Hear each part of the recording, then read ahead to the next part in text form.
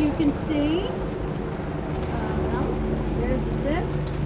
In the sieve, there is a little piece of evidence. I'm going to show you that in a moment. Once you see any kind of evidence, you're going to stop. You're going to stop your team because you want to see how far deep did you get into the hole here. Okay, how far did you get? What do you have to do now? What is the goal? Well, we want to take some measurements. We want to take some evidence markers. We want to take some pictures. So I'm going to now show you what I'm going to do next. All right, bring you back over here. You should be able to see the sieve in your shot. Plug it in. Okay, so I'm going to show you the evidence that we found. Okay, I'm sorry I'm using my hand, but we would take pictures of this right now. We would describe it. We would stop our team, say, okay, how far deep do we get? Here's an evidence marker right here. So it is number 1. We'll put that right here. Basically, let me tell you what it is. We'll give you a little bit of description. This is a bracelet. Looks like a bracelet. It snaps. Looks kind of small, like a very small wrist. Now, again, it could have shrunk from the elements. We don't know for sure, but we know it's small. Maybe something that we want to, again, I shouldn't be touching it with my bare hands, but right now they're full of dirt. It's very possible that there's some DNA that we can take from the inside of this bracelet. So that's why we wouldn't want to touch it with our hands. We want to touch it with tweezers, which are back in the building, obviously. So this is something that we would preserve. We would take pictures of it. We also want to take measurements of depth.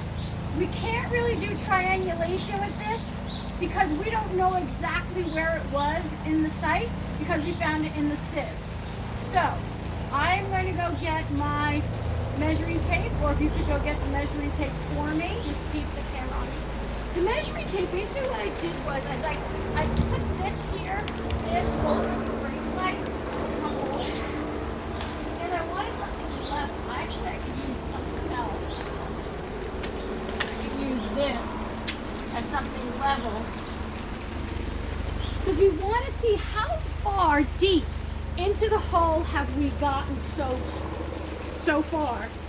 And so far, in terms of depth, we've gotten about, I don't know, you can't really see that, but I'm going to tell you what it says.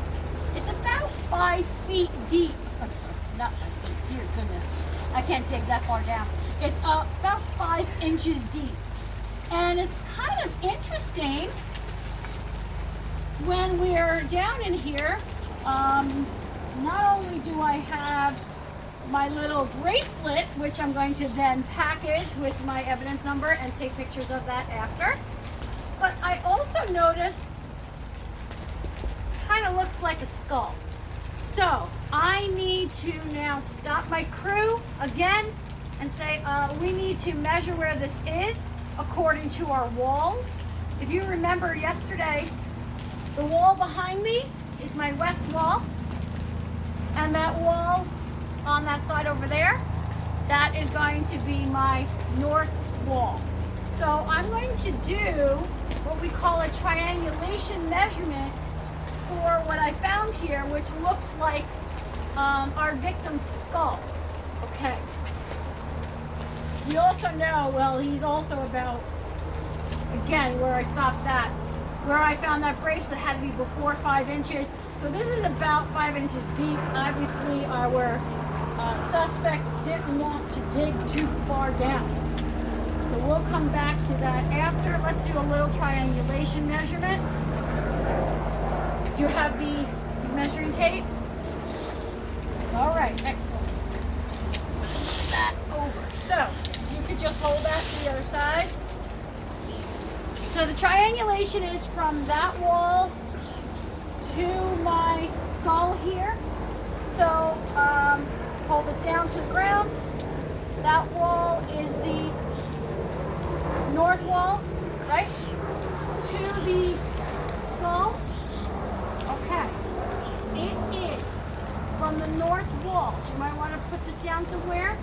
The skull is 6 feet, 1 inch from the north wall.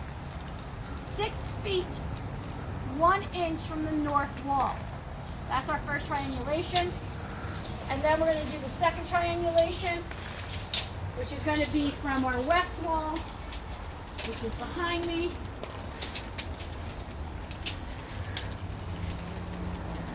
So we have here, this is 3 feet, 9 inches from the west wall. 3 feet, 9 inches. So you're going to want to come over here and see what I'm talking about. Let's see the skull. If you want to unplug the computer again and show you what I'm seeing. My computer is getting a little bit wet, so sorry. Okay, so here we have, there's our skull.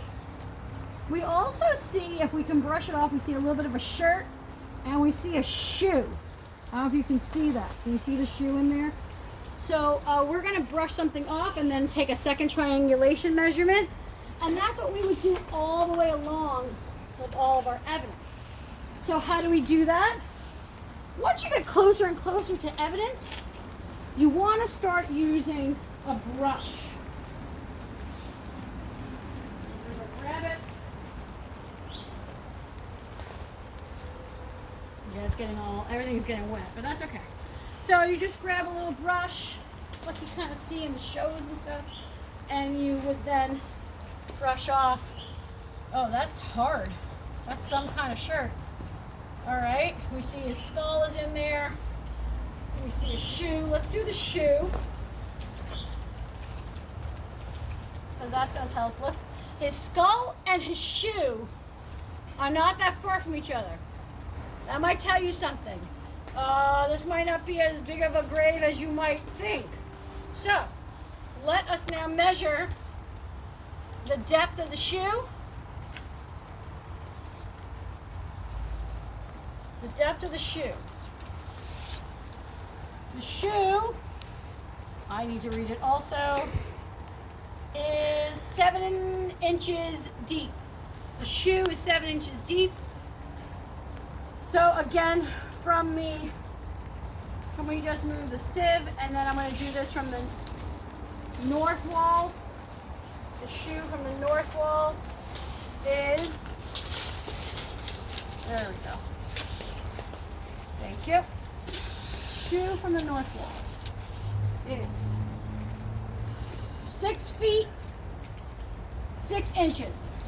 6 feet, 6 inches. And this will help us later on when we're trying to do our sketch. And then we also want to determine how far away is it from here. This out of the way. All right. And again, this is for the triangulation. So from the west wall, this is